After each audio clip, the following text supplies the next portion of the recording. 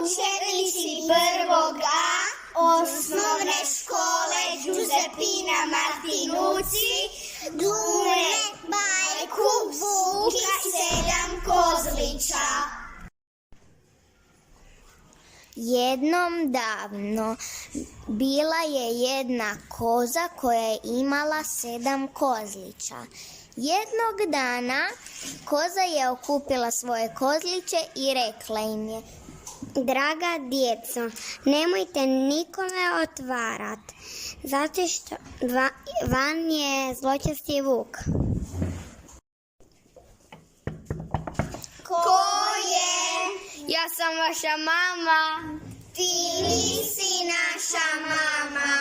Naša mama nema tako grub glas. Pokaži nam svoju šapu. Ti nisi naša mama. Ti si zločesti vuk. Vuk je došao kod pekara da mu zamota ruku tijestom. Vuk je došao drugi put i pokucao na vrata. Ko je? Ja sam vaša mama. Pokaži nam svoju šapu. Uđi, mama.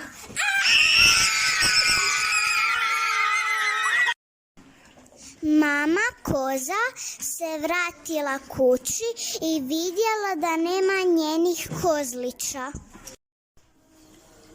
Jedan kozlić sakrio se iza sata.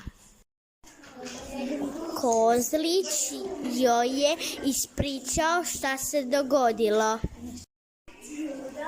Mama, vuk je uzeo druge i stavio ih u vreću. Idemo brzo da ih nađemo.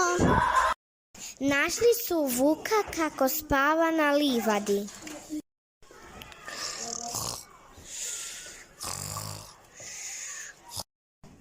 Mama koza je oslobodila kozliće iz vreće.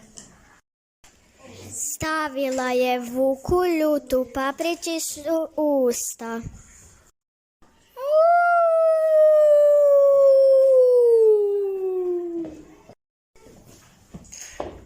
Vuk je pobjegao daleko u šumu i više se nikada nije vratio.